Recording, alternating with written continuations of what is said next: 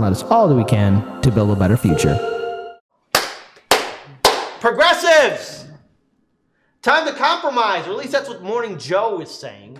That the progressives just need to compromise and everything. And now again, shout out to our audience members, especially those who've been saying, well, $3.5 trillion budgetary reconciliation bill is the compromise. And let's face it, it is the compromise. But now, again, you got Morning Joe saying to progressives, compromise on the compromise, so you compromise and further compromise on that compromise, and somehow you'll win, because it's a smart, pragmatic thing to do. But can I compromise while I compromise, while ending up with nothing that's of value to help, and then going back to the people and saying I did something that they're never going to feel, which makes me make more money but doesn't help my people? Is that an issue? Can I blame someone? You got to compromise on that. Okay. There you go. But speaking of which, let's play this video. Shout out again to Case Study QB. Be sure to follow him on Twitter, and be sure to check out his original YouTube channel and Odyssey channel, for he's doing a lot of great work. Let's play this video in regards to how, again, Morning Joe is saying compromise, progressives. That's what you're good at, compromise. Please, this isn't rocket science. Joe Manchin and Kyrsten Sinema started around $1.5 trillion. They told Chuck Schumer that in July and August. You have progressives at $3.5 trillion, and both sides stared at each other, and they stared at each other for a couple of months. Where have we ended up? It looks like this is probably going to end up somewhere between $1.8 and $2.1 trillion if they want to get infrastructure passed and if they want to get reconciliation passed. And there are a lot of Democrats that are looking and going, well, better to get, $2.5 trillion of spending done than no spending done. And that's a calculation they've made. Now they just have to get Bernie and Joe and the other Democrats together and figure out where that number ends up, where the deal ends. And $2 trillion seems to be it. It seems to be the sweet spot of what would be politically palatable to both sides here. And when are the progressives going to come around on realizing that to get some of this passed is better than holding out and ending up getting nothing, especially at a time when President Biden is pretty desperate for a political win and doesn't need this to keep going on and on and on into Thanksgiving. So I'm hoping that they're going to... Go ahead, Elise. Finish. Oh, no. I was just hoping they get it together. Yeah, just a masterclass in interviewing. Someone's talking, interrupts them, they wait for you Pause. to respond. Yeah. Never mind. Keep going. Keep going. I'm a professional. Listen. Blink twice if you need help from Joe, please. Maybe this was her blinking twice. Maybe that was. Okay, Yeah. all right. So Let's play the rest Never mind. of it. If that's the truth, Mika, we're here for you. We will got you, try our Mika. best to rescue you. And get it together within the next couple of weeks.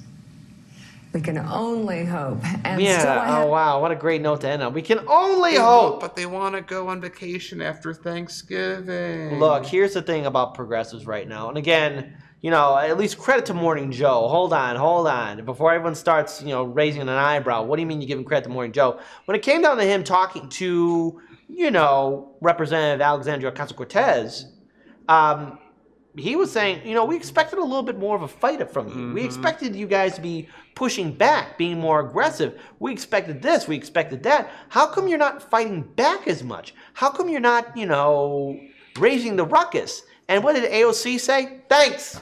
That's what AOC said. Yeah. And so now that gave an open door, especially from, again, the establishment media, to say to progressives, well, progressives, you should compromise.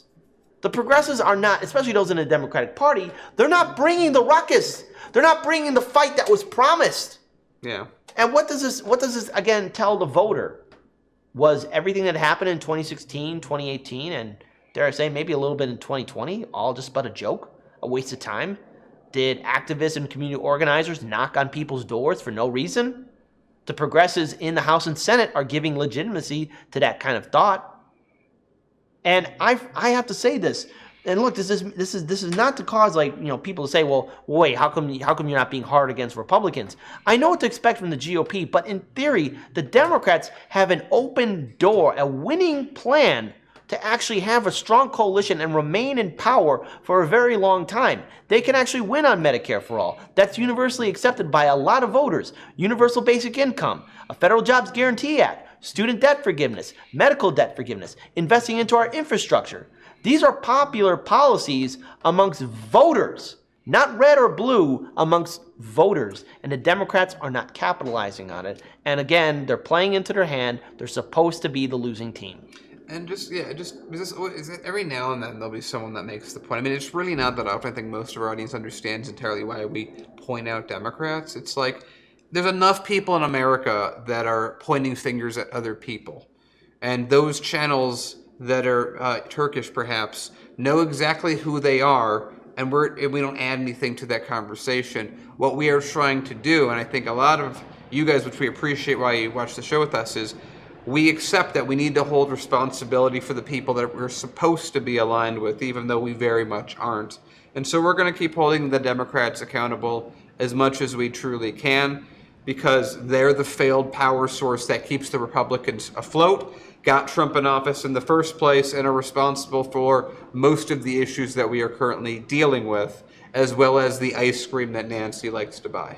Ice cream Nancy. And again, progressives, this is the time where you need to show up on independent media, not just Hard Lens Media, but all the platforms. Because if you want to start winning credibility again, you're going to have to go into the lion's den of independent media and not just go to safe places like CNN, ABC, Fox News, CBS, all these places. You got to, again, if you're going to bring the ruckus, you have to go in the places where your voting base is at, but also, again, be unapologetic to the Democratic establishment, because if you constantly remain passive towards the establishment, they're going to walk all over you, and corporate media will capitalize on that and constantly keep on telling stories about how timid the progressives are. Yeah. And the big thing is, again, as much as I was talking about holding ourselves accountable, which is very important to do because it reminds us of who we are and the people that, again, we're sort of considered to be adjacent to. The big thing is that we all have to start developing our own personal power in the areas we live in so that we can unite together with a purpose, an agenda, and a consistency to act to actually change things. It's eras like this where the seeds get planted, and in a decade from now is when they start sprouting and bearing fruit. Yeah. And we need to be those cultivators so that another generation, and when we are older, we have done enough to fix what is currently broken. Agreed 100%.